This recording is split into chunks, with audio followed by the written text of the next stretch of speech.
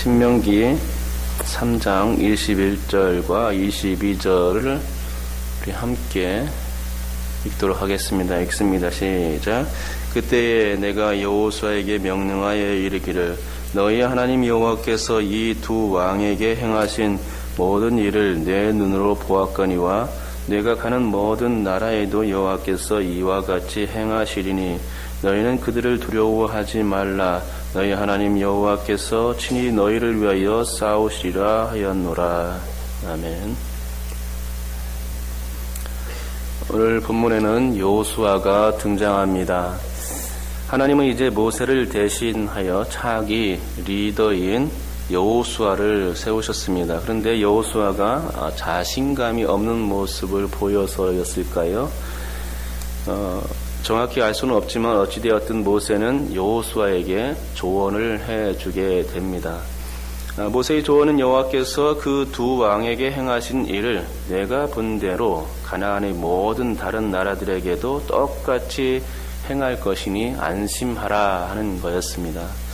또 22절에는 여호수아를 포함한 모든 이스라엘 백성들에게도 이야기합니다. 여호와께서 친히 너희와 함께 할 것이니 그들을 두려워하지 말라. 가나안 족속들을 두려워하지 말라는 것이죠. 여러분, 저는 오늘 이 모세의 조언에 대해서 생각해 보겠는데요. 22절에 너희로 나오는데 너희는 이스라엘 백성들이죠. 이스라엘 백성들보다는 21절에 나타난 여호수아에 더 초점을 맞추어서 설교하려고 합니다. 그리고 22절에 나타난 너희라는 이 복수도 너라는 단수로 바꾸어서 한번 생각해 보려고 합니다. 왜냐하면 어차피 22절에 너희 안에는 여호수아라는 그 개인도 포함되기 때문입니다. 너희 안에 너가 포함되기 때문이죠. 또한 너희라고 이야기하게 되면 거리감이 있지만 너라고 직접적으로 말하게 되면 거리감이 좁혀지고 또 모세의 조언이 좀 더 우리 가운데 피부적 접촉으로 느껴질 수 있기 때문에 생생하게 느껴질 수 있기 때문입니다. 여러분, 여호수아를 읽어보시면 알겠지만 여호수아 1장에서는 오늘 본문과 똑같은 상황이 주어지는 것을 볼 수 있습니다. 여호수아가 가나안 점령을 앞두고 있을 때에 1장의 상황은 이 모세가 죽은 내용부터 시작하고 있는데 여호수아가 모세를 이어받아서 이스라엘의 리더가 되어 있음을 이제 알려주고 있는 것입니다. 그런데 하나님께서 여호수아 1장 1절에서부터 여호수아에게 나타나서 말씀하여 주시는 것을 보게 됩니다. 하나님은 여러 가지 말씀을 많이 해주셨지만 본문과 관련하여 여호수아에게 해주신 그 말씀은 두 가지 정도로 압축할 수 있을 것입니다. 첫째는 두려워하지 말라 하는 거였고, 둘째는 여호와께서 너와 함께 하시리라 하는 그런 내용이었죠. 이 두 가지 말씀이 한 구절에 함께 나온 구절은 여호수아 1장 9절입니다. 제가 읽어드리겠습니다. 내가 내게 명령한 것이 아니냐. 강하고 담대하라. 두려워하지 말며 놀라지 말라. 내가 어디로 가든지 내 하나님 여호와가 너와 함께 하느니라 하시니라. 두려워하지 말아야 할 이유가 여호와의 함께 하심입니다. 그런데 오늘 본문에서도 똑같은 말씀을 기록합니다. 우리 다 같이 22절을 한 번 더 읽어보겠습니다. 읽습니다. 시작. 너희는 그들을 두려워하지 말라. 너희의 하나님 여호와께서 친히 너희를 위하여 싸우시리라 하였노라. 아멘. 너희를 너로 바꾸면 이거 역시 여호수아에게 한 말씀이랑 똑같은 거죠. 여호수아 1장의 말씀은 여호와께서 친히 여호수아에게 말씀하시는 내용이고, 또 오늘 본문은 여호와께서 말씀하신 것이 아니라 모세가 여호수아에게 충고한 내용입니다. 그런데 개념이 똑같죠. 하나님께서도 여호수아의 마음이 담대해지기를 바라며 두려워하지 말라. 내가 너와 함께 할 거다라고 이렇게 말씀해 주신 것이고, 모세 또한 여호수아를 걱정해 주며 두려워하지 말라. 여호와께서 너희를 위해 친히 싸워 주실 것이다. 싸워 주신다는 것은 함께 해 주신다는 얘기죠. 그렇게 말씀을 전해 주었던 것입니다. 그런데 일단 우리가 22절 말씀에 대해서 상고하기 전에 21절 말씀부터 상고해 보는 게 좋겠습니다. 21절에서 모세는 여호수아를 바라보면서 운을 띄웁니다. 모세는 이때 여호수아에게 너가 지도자가 되었으니 참 힘들겠구나. 한 민족을 이끈다는 것은 그렇게 쉬운 일이 아니야. 별별 일이 다 있단다. 나도 힘든 일을 많이 경험했어. 특히 이스라엘 백성들이 불평불만할 때 그때가 제일 힘들었지. 너도 마찬가지일 거야. 라는 식으로 자질구레한 얘기, 잊지도 않은 그 얘기를 상상으로 써가면서 이런 얘기를 하지 않았습니다. 즉 모세는 여호수아에게 이런 일들을 얘기하지 않았고 지도자로서 두려움들에 대한 그런 목록을 만들지 않았다는 것입니다. 있지도 않은 그런 얘기들을 목록으로 형상화하여서 그렇게 얘기를 하고 있지 않은 것입니다. 그러면 모세가 얘기한 게 무엇입니까? 그것은 하나님의 행하심에 대해서 얘기한 거지요. 너 봤지? 하나님이 어떻게 행하셨니? 참으로 하나님의 행하심이 놀랍고도 기가 막히지 않니? 하나님이 헤스본 왕 시온과 바산 왕 옥에게 행하신 일을 봐. 내 눈으로 똑똑히 봤잖아. 우리가 싸우기도 전에 하나님은 그들과 그들의 땅을 우리에게 넘겨주셨다고 그렇게 말씀하셨고, 또한 실제로 우리가 목도하는 가운데 그 땅을 우리에게 주신 거야. 그러니 걱정할 필요 없는 거지. 왜냐하면 가나안 땅의 사람들이 아무리 강해도 하나님이 이 두 왕에게 행하신 것처럼 똑같이 행할 거거든. 그러니 염려하지 마라고 하나님 얘기를 해준 겁니다. 여러분은 생활 가운데 하나님 이야기를 얼마나 하십니까? 드라마 이야기는 참으로 많이 할 겁니다. 그런데 정작 하나님 이야기 해본 적 있으십니까? 하나님이, 예수님이, 성령님이 함께 해 주신 일에 대해서 얘기해 본 적이 있으십니까? 지금 여러분을 어려움을 당한 저 사람들에게 현재 그들이 당하는 그 어려움을 보고는 자신이 경험담과 성경 말씀을 인용하여서 용기를 심어준 적이 있느냐 하는 것이죠. 맞습니다. 우리는 우리의 삶 가운데서 하나님 이야기가 필요하고 하나님께서 행하신 그 이야기를 함으로써 용기를 얻을 수 있는 것이죠. 우리가 알고 경험한 바에 의하면 하나님이 당장의 도움을 주시지 않는 것 같았지만 옛날 그때 하나님이 도우셨다는 이야기를 할 때가 많이 있는 거죠. 그렇죠. 그때도 도우셨으니 지금도 도우실 거라는 생각에 다시금 용기를 얻는 것입니다.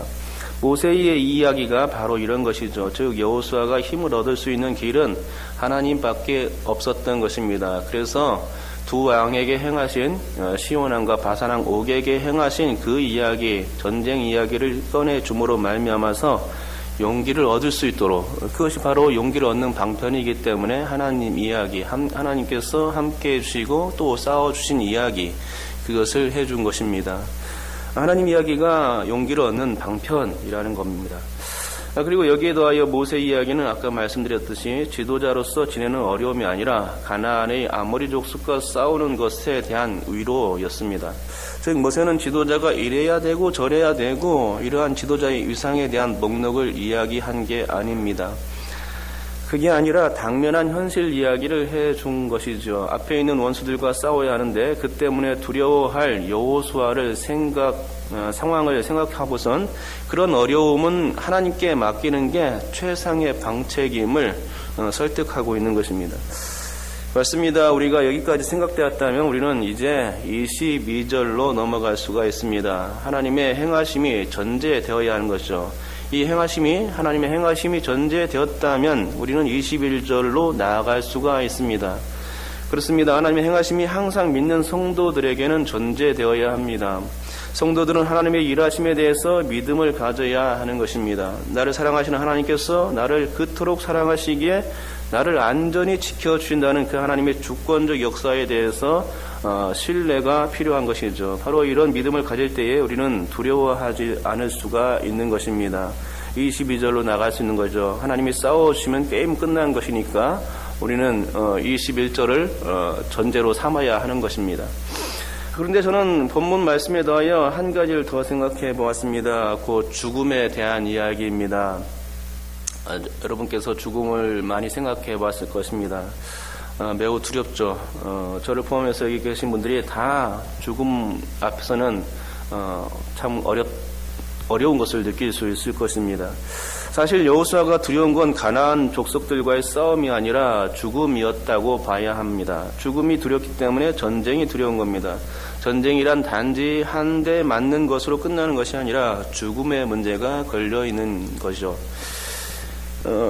여러분, 우리가 찬송가를 부를 때 이런 가사가 있지 않습니까? 며칠 후 요단강 건너가 만나리. 며칠 후 요단강 건너가 만나리. 맞습니다. 우리가 요단강을 건넌다는 것은 죽음의 강을 건넌다는 의미로 받아들입니다. 이처럼 죽음의 요단강을 건넌다는 것은 그것이 가나안이 아니라 천국 혹은 지옥 개념이 되는 것이기 때문이죠.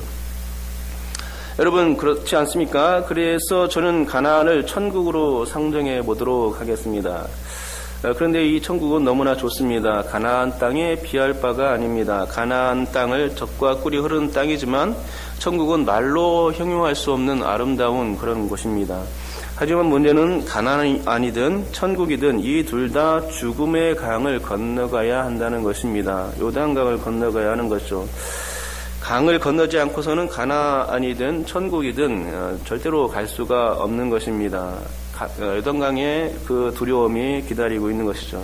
하기야 죽음의 강을 건너지 않고 천국에 간 사람이 인류 가운데 딱 두 사람이 있긴 합니다. 에녹과 엘리야죠.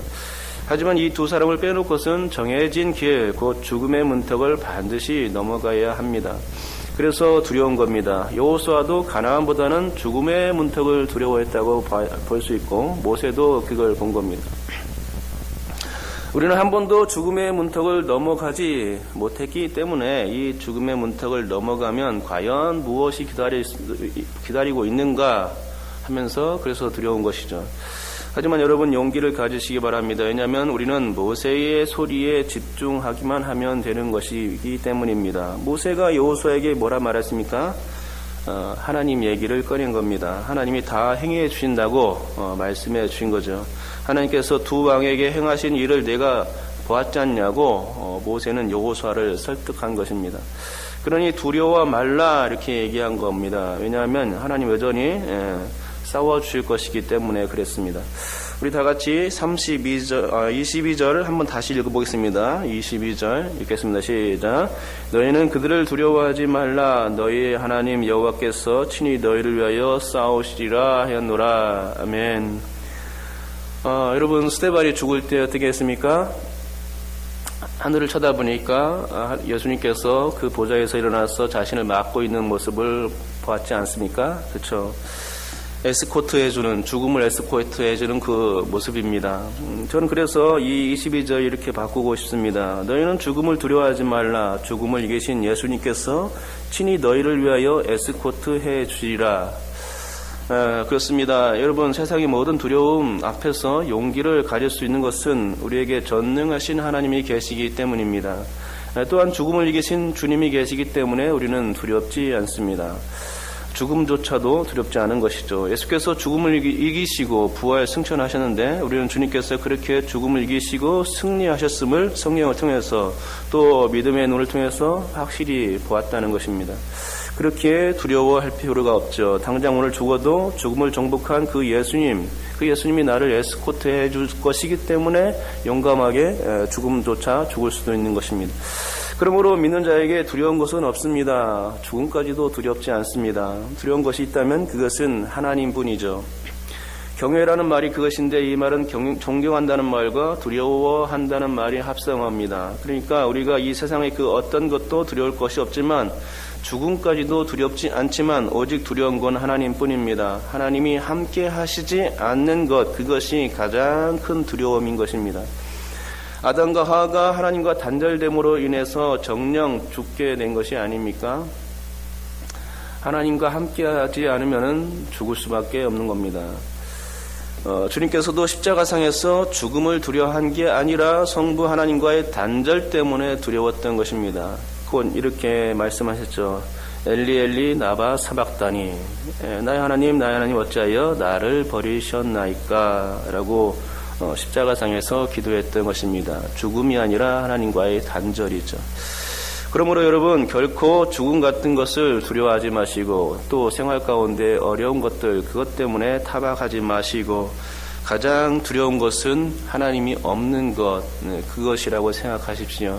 하나님이 함께 하시는 것, 그것이 가장 큰 축복이고 내가 승리할 수 있는 비결이다 하는 것을 잊지 않으시기 바랍니다.